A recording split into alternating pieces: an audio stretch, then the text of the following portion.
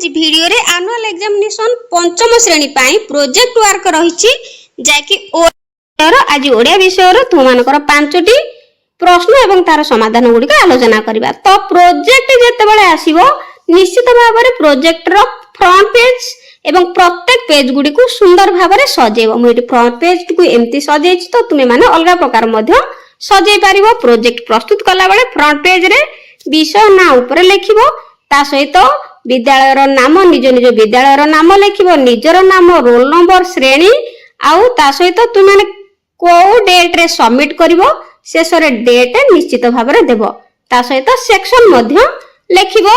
तो आज चलंतु ओडिया विषय रो पांचटी प्रश्न एवं तार उत्तर आलोचना करिबा। एक नंबर, तुम अंचल रे पालित हेउथिबा जे कोनोसी गोटिए पर्व विषय रे 3 जण लोकन को पचारी सेमाने देइथिबा तथ्य को लेख। तो तुम अंचल रो जे कोनोसी पर्व 3 जण व्यक्ति को पचारिबो एवं सेमाने कोन मतामत देबे ताहाकू लेखिबो। यार उत्तर करिबा। प्रथमे लेखिबो पर्वर नाम रज पर्व। मु एठी रज पर्व विषय रे लेखिछि। मु मो अंचल रो 3 जण व्यक्ति को एही पर्व विषय रे पचारिथिली, सेमानक तथ्य निम्न रे दिया गला। तो 3 जण व्यक्ति को नाम मध्य लेखिबो। प्रथम व्यक्ति होचंती श्रीजुक्त रामचंद्र मिश्र। तुम माने तुम अंचल रो बा निज पसंद रो नाम मध्य लेखि परिबो। से कहिले जे रज हेउची ओडिसा रो एक गण पर्व। एहा मुख्यतः 3 दिन धरि पालन करा जाय, यथा पहिली रज, रज संक्रांति और भूमि दहन। एही समय रे धरणी माता को विश्राम दिया जाय, तेणु कृषि कार्य बंद रहे। तापरे पिला माने देखो द्वितीय व्यक्ति होचंती श्रीमती सुमती दास। तुम माने अलगा नाम मध्य लेखि परिबो। तो तांको मतरे रज पर्व रे झियो मानकर मुख्य भूमिका थाए। से माने नुआ पोशाक पिंधंती, पान खांती एवं विभिन्न प्रकार पिठा विशेष करी पोड़ पिठा तैयारी करंती। झियो माने रज दोली खेली बहुत मजा करंती। तापरे तृतीय व्यक्ति होचंती संजय कुमार। तो से कहिले एही पर्व रे साही बा गां रे मौज हुए। पिला माने बागुड़ी और ताश खेलंती, समस्त मिलमिशि खुशी रे समय काटती एवं चतुर्थ दिन बसुमती स्नान करा जाय, पर्वर समापन हुए। एही परि 3 जनकर तथ्य लेखिबाको पड़िबो। ए नंबर, तुम अंचल रो लोक माने केउ सब कार्य मिलिमिशि करंती, सेथि मध्यरु गोटिए कार्य को वर्णना कर। निज आख पाखरे घटुथिबा विभिन्न घटनावलीर विशेषत्व प्रति ध्यान दे सेही विषय रे निज प्रतिक्रिया लिखित भाव में दियो। तो निज गां रे बा आख पाखरे विभिन्न घटनावली जेमती मिलिमिशि सब कार्य करंती, सेही कार्य को वर्णना करिबा। उत्तर रे लिखिबो कार्यर नाम हला ग्राम सफेई कार्यक्रम। वर्णना, आम अंचल लोक माने अनेक समय मिलिमिशि विभिन्न कार्य करंती, सेथि मध्यरु ग्राम सफेई हेउची एक प्रमुख सामूहिक कार्य जहाकु कि समस्त मिलिमिशि करंती। प्रस्तुति, प्रति मासर प्रथम रविवार दिन गाँव युवक संघ और वयस्क व्यक्ति माने एकाठी हुअंती। तापरे कार्य प्रणाली, समस्त हाथ रे झाड़ू, कोदाल और पाचिया धरी गाँव मुख्य रास्ता, मंदिर प्रांगण और पोखरी गुड़ा सफा करंती। मिलित सहयोग, किछि लोक अलिया आवर्जना गोटांती तो आउ किछि लोक से गुडी को निर्धारित स्थान रे पोड़ी दियंती किंबा पोती दियंती। तापरे उद्देश्य, एही कार्य द्वारा आम गाँ परिष्कार रहे एवं लोक मानक मध्य रे एकता और सेवा मनोभाव वृद्धि पाए। 3 नंबर, नई गला आपे मथा।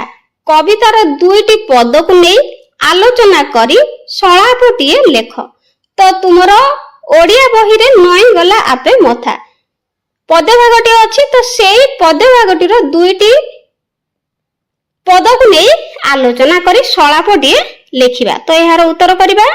तो यार लेखिबो उत्तर, नई गला आपे मथा कविता ऊपर आलोचना। तो सीता और नीता 2 जनक भितर सलाप करिबा। सीता कहूची तुमे नई गला आपे मथा कविताटी पढ़िछ कि?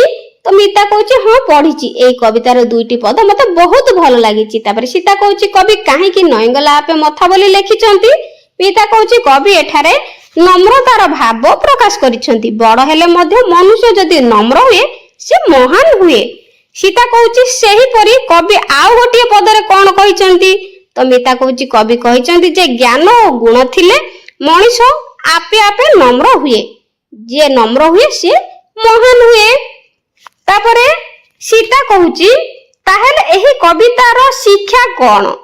ତ ମିତା କହୁଛି ଏହି କବିତାର ମୂଳ ଶିକ୍ଷା ହେଉଛି ଆମେ ସବୁବେଳେ ନମ୍ର ହେବା ଏବଂ ସଦାଚାରୀ ଓ ଭଦ୍ର ହେବା।